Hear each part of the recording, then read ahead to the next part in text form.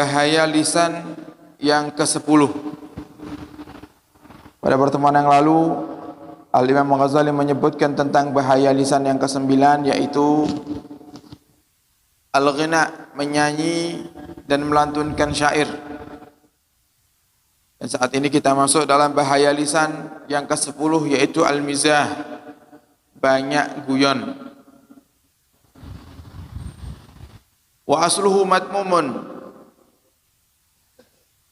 guyonan itu hukum asalnya adalah tercela, illa, kecuali qadran yasiran yustathna, sedikit daripada guyonan yang diperbolehkan. Artinya pada asalnya guyonan itu dilarang, cuman tidak mutlak dilarangnya, ada guyonan-guyonan yang diperbolehkan. Yang dilarang yang guyonan seperti apa? Guyonan yang berlebihan,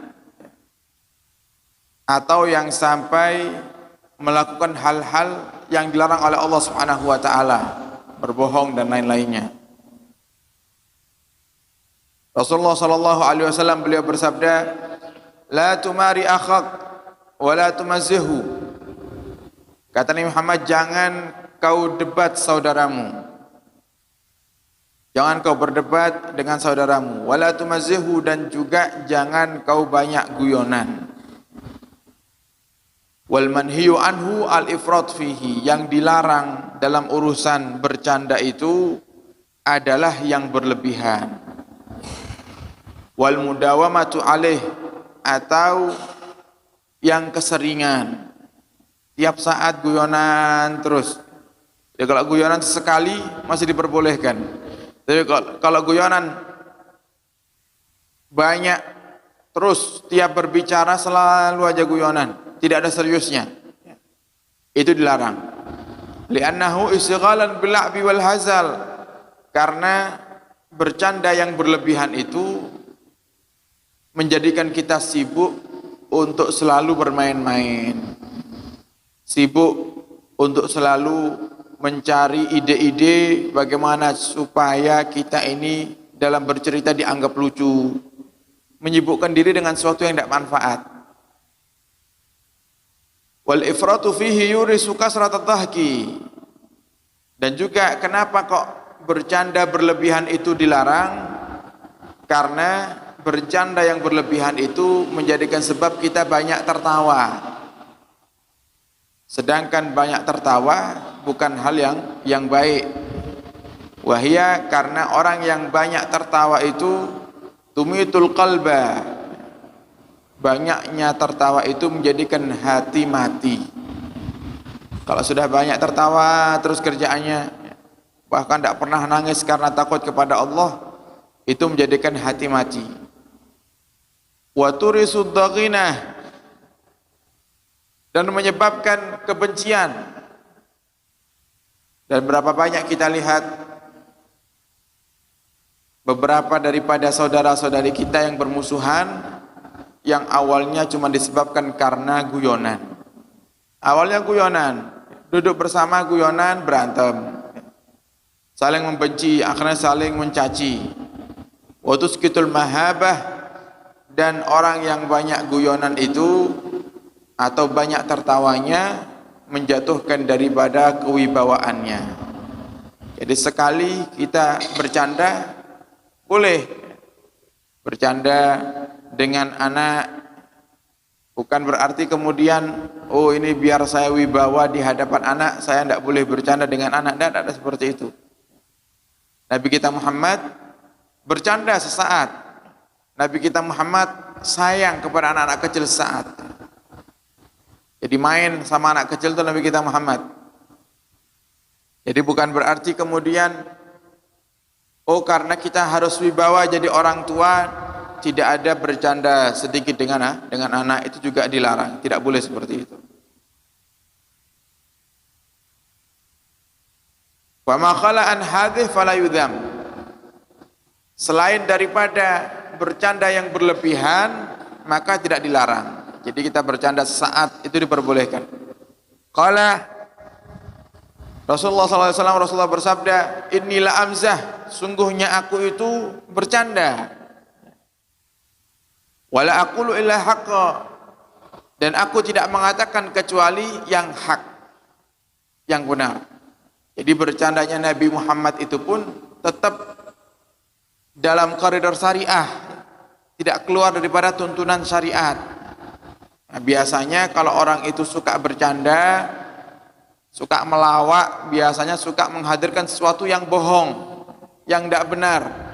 Nah, itu dilarang. Kalau Nabi kita Muhammad bercandanya mengatakan yang hak, yang benar, tapi lucu, menjadikan orang itu tertawa. Kayak pernah suatu hari ada nenek-nenek bertanya kepada Rasulullah, ya Rasulullah, apakah orang sepertiku ini bisa masuk surga? Rasulullah bercanda, kata Nabi Muhammad, tidak ada orang sepertimu di surga. Tidak ada orang sepertimu di surga. Oh, sedih nenek ini. Lah Nabi Muhammad tidak bohong. Kata Nabi Muhammad, kenapa kamu kok sedih? Lah bagaimana aku tidak sedih ya Rasulullah? Kau katakan tidak ada orang sepertiku di surga. Doakan aku supaya bisa masuk surga ya Rasulullah. Kata Rasulullah apa? Yang aku maksud, tidak ada orang sepertimu di surga, tidak ada nanti orang tua di surga, itu tidak ada. Kakek-kakek, nenek-nenek di surga itu tidak ada. Lalu terus bagaimana yang sudah hidup di dunia tapi umurnya panjang sampai kakek nenek? Mereka nanti ketika mereka dipilih oleh Allah untuk masuk surga, Allah jadikan mereka muda kembali. Tidak ada nanti kulit keriput di surga, itu tidak ada. Semuanya sempurna. Jadi tidak ada bau busuk, tidak ada keringat yang busuk. Keringatnya ahli surga itu wangi. Tidak ada orang makan di surga nanti buang kotoran, itu tidak ada. Jadi dengan makan sepuasnya, tidak pakai kamar mandi. Dan terus dikeluarkannya dengan apa? Keringat. Keringatnya pun bau wangi. Itu surga. Jadi tidak ada yang tua, tidak ada kakek nenek, semuanya akan jadi muda nanti di surga. Bercanda Nabi kita Muhammad. Tapi Nabi katakan hak, memang benar. Tidak ada orang yang tua di surga. Nanti yang tua di dunia, ketika dipilih menjadi ahli surga, Allah jadikan muda. Wa man kasura kalamuhu kasura saqatuh. Dan barang siapa, kata Imam Ghazali, yang banyak berbicara pasti banyak terpeleset. Banyak berbicara pasti banyak terpeleset. Makanya kita dianjurkan oleh guru-guru kita di saat kita ingin menyampaikan tausiah, menyampaikan nasihat, untuk membaca doa paling tidak yang Allah hadirkan dalam Al-Quran. Rabbi syrah li sadri wa yassir li amri wahlul 'uqdatam min lisani yafqahu qawli. Rabbi syrah li sadri, ya Allah lapangkan hatiku. Wa yassir li amri, dan mudahkan urusanku. Rabbi syrah li sadri wa yassir li amri wahlul 'uqdatam min lisani, dan lepaskan ikatan dalam lisanku ya Allah yang menjadikan aku susah untuk menyampaikan kebenaran. Saya minta sama Allah, ya Allah jagalah ucapanku, artinya seperti itu. Karena orang banyak bicara pasti akan terpeleset, apalagi sekarang. Apalagi sekarang ini zamannya manusia suka memotong-motong video. Nanti untuk fitnah orang itu, videonya orang dipotong, dijadikan alat untuk melawan daripada orang-orang yang tidak dia sukai. Jadi nanti muncul di YouTube kadang Ustadz Fulan vs Ustadz Fulan, ya, Kiai Fulan vs Habib Fulan. Nah, ini dijadikan kayak pertandingan sepak bola. Ceramah itu dibuat pertandingan. Ini zamannya. Nah, sehingga kita selalu mohon kepada Allah agar Allah jauhkan kita daripada fitnah dan daripada ucapan-ucapan yang salah. Nah, juga terjadi kadang ada orang itu iseng, suka mencari-cari kesalahan.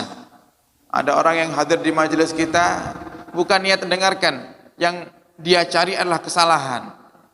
Sehingga pernah suatu hari kita tuh ceramah, kita menyampaikan tentang kematian, dan saya katakan tidak ada yang tahu kapan kita mati. Tidak ada yang tahu di antara kita kapan kita akan mati. Oh itu langsung ketemu kesalahan, langsung di apa namanya, di chat saya. Habib, tadi ceramahnya katanya tidak ada yang tahu apa namanya kapan kita mati, bukankah Allah mengetahuinya? Kalau itu tidak usah ditanya, ya. Kalau itu tidak usah ditanya. Wong Allah yang menciptakan kematian, masa Allah tidak tahu? Ya pasti. Cuman saya tidak menghadirkan itu di saat saya ceramah, itu langsung disalahkan, disalahkan. Nah itu cari-cari kesalahan itu ada.